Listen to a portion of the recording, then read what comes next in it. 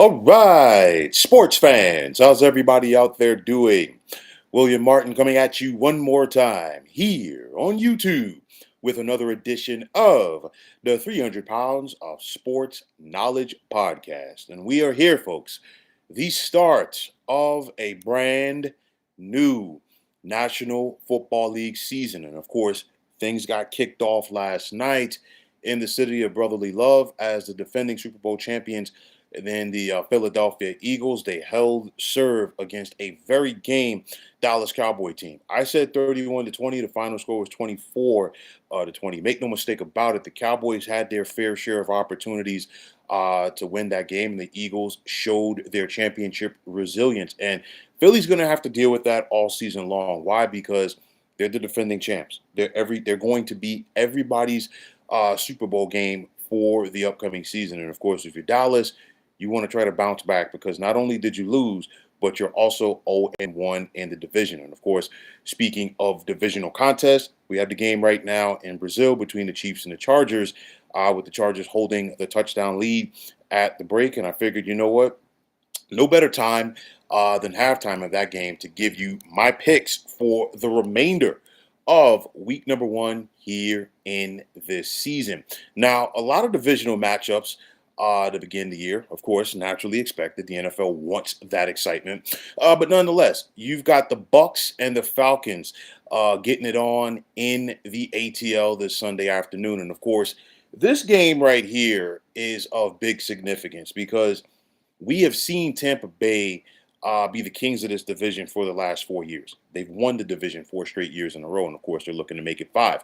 However, even with the Bucks winning this division last year, they did not beat the Atlanta Falcons. However, both of those wins came for Atlanta with Kirk Cousins as their starting quarterback, and of course, not Michael Penix. Now it's the Michael Penix show on offense for the Atlanta Falcons. For the Tampa Bay Buccaneers, they just go out there and they simply continue to get it done. I know that they have some injuries coming into this game, but you look at their receivers with the likes of Mike Evans and Chris Godwin, who's returning from an injury, and then of course Baker Mayfield.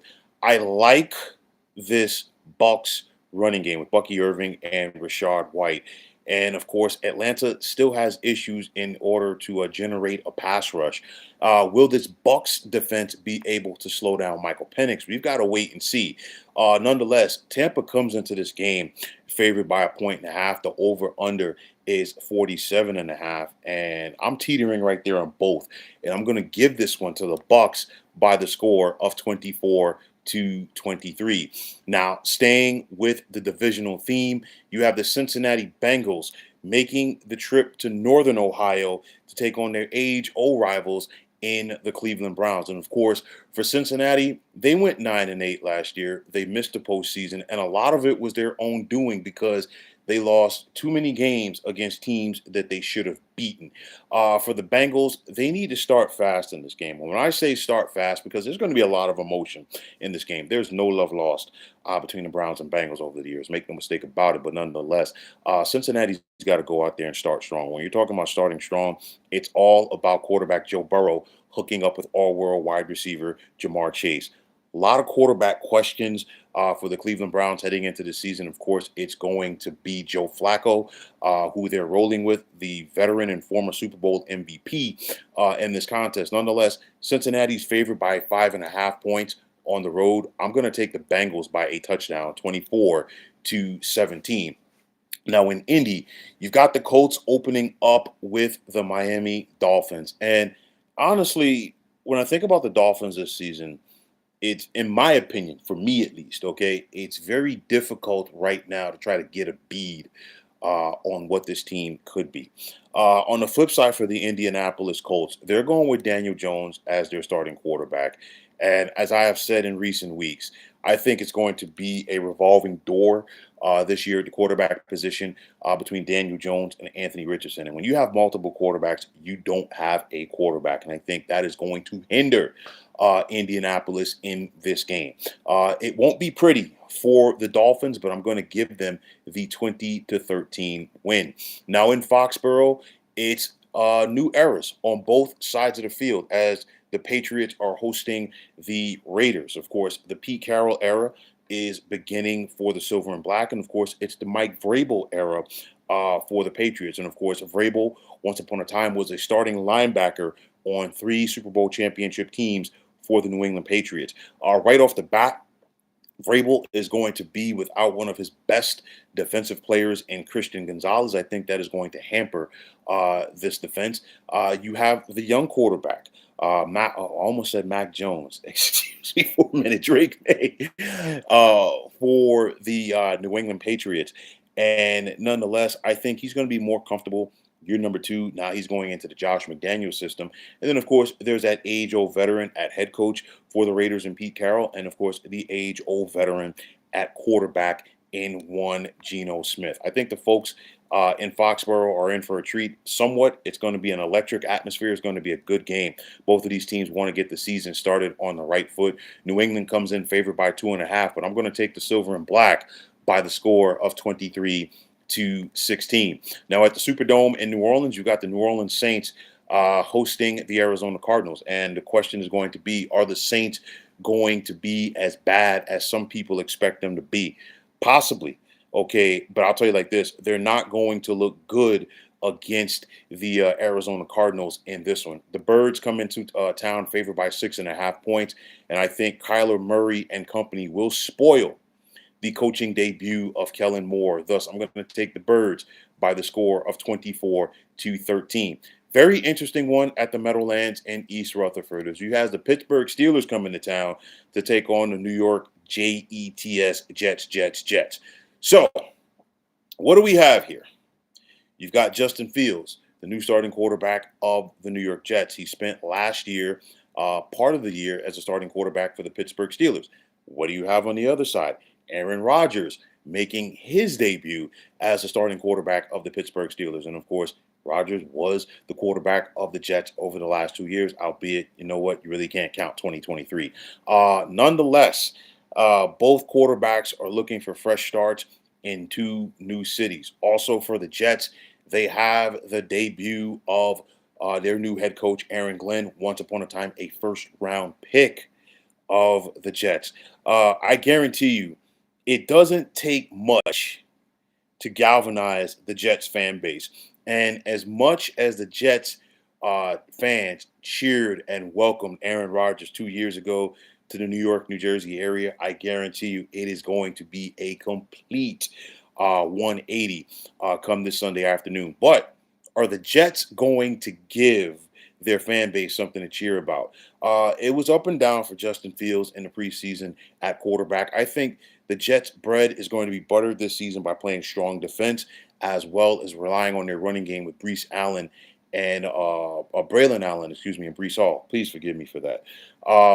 Possibility Cam Hayward does not play week number 1 for the Pittsburgh Steelers. That would really hamper their defense, because we know about Cam Hayward and what he can do as a run stopper.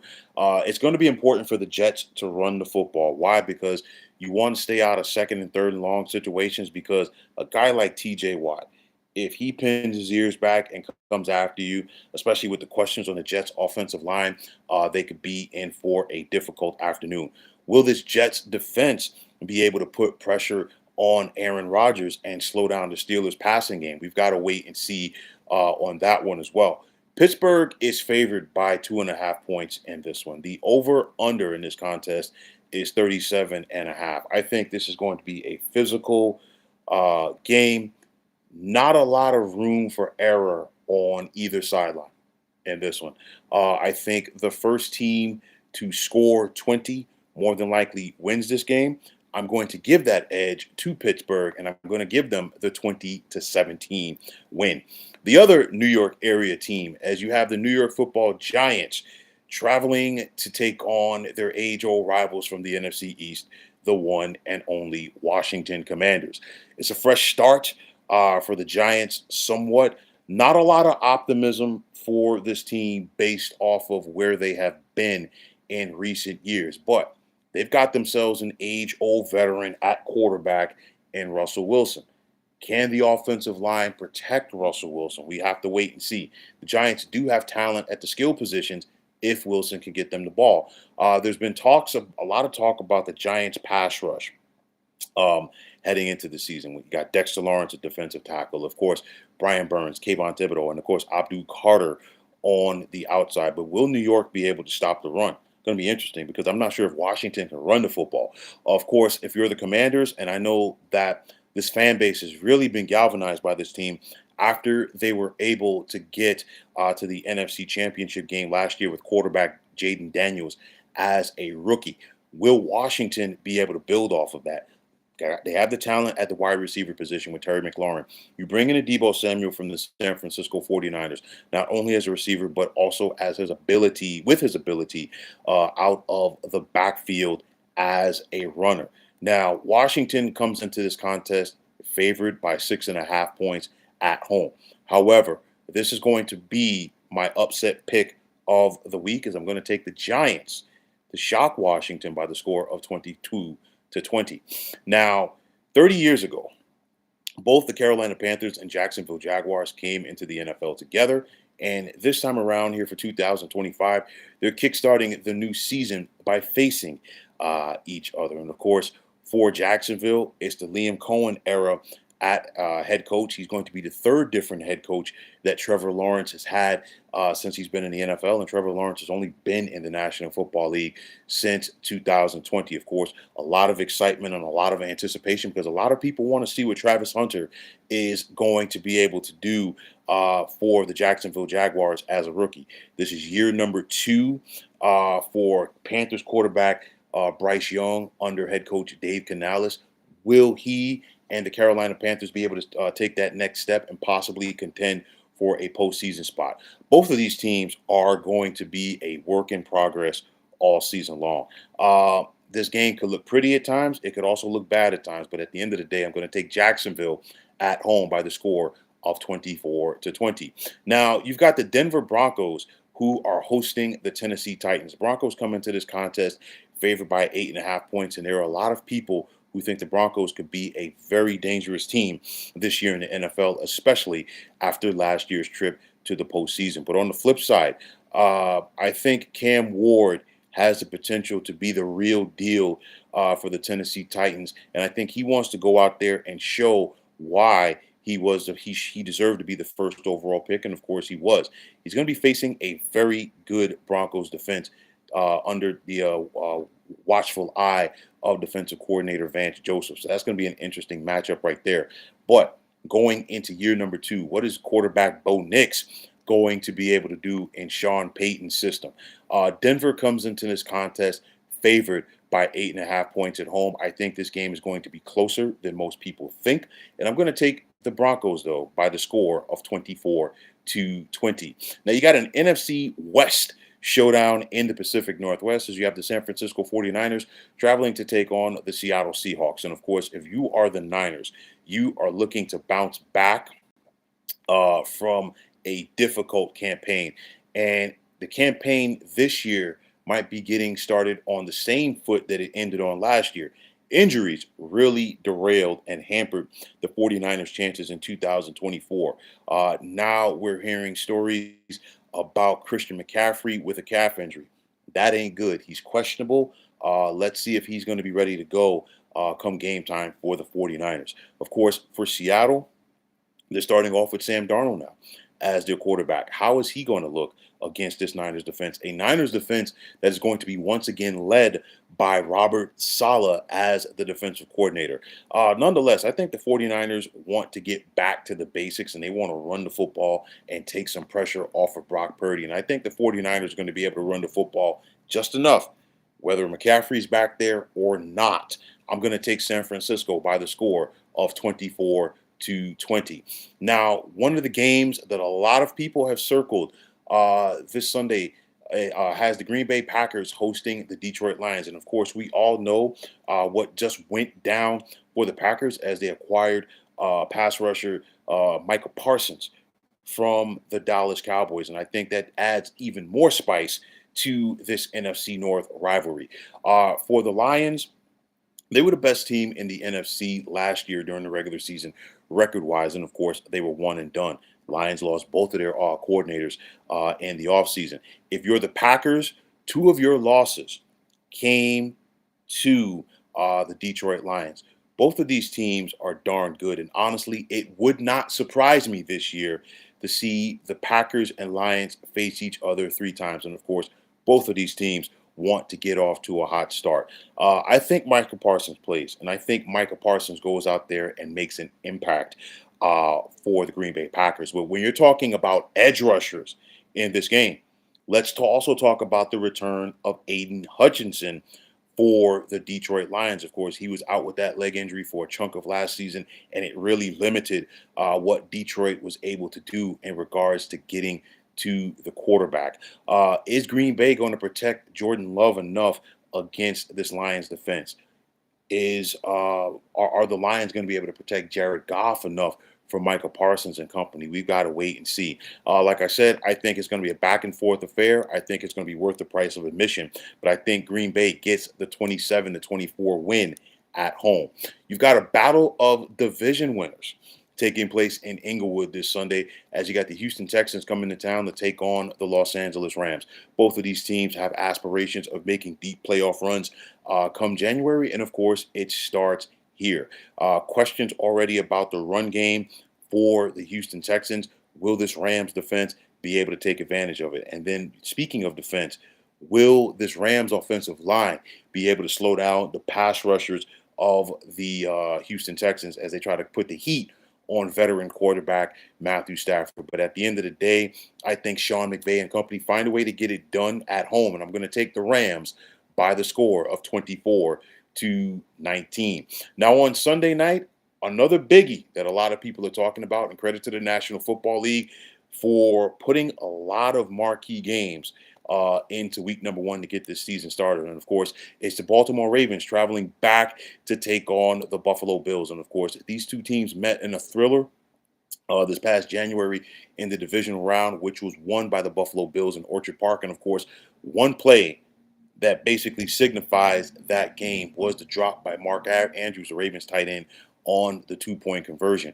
You look at this Bills defense, you know that they have to find a way to stop this run game from the Ravens with Derrick Henry and, of course, all-world quarterback Lamar Jackson. This Ravens defense is talented, but can they find a way to frustrate Bills quarterback Josh Allen, which is easier said than done? Just like it was in January, it's going to come down to which team executes, which team scores touchdowns, and which team has a settle for field goals. At the end of the day, I think Baltimore's a better team. I think the Ravens have what it takes to go into Buffalo and get the win, and I'm going to take the Ravens by the score of 27-24. And finally, on Monday night, another NFC North showdown as you've got the Chicago Bears hosting the Minnesota Vikings. And of course, it's the debut of Ben Johnson as the Bears head coach. And of course, Ben Johnson was brought to town to fix Caleb Williams and this Bears offense. On the flip side for the Vikings, they are now breaking in J.J. McCarthy, their first-round pick at quarterback from 2024.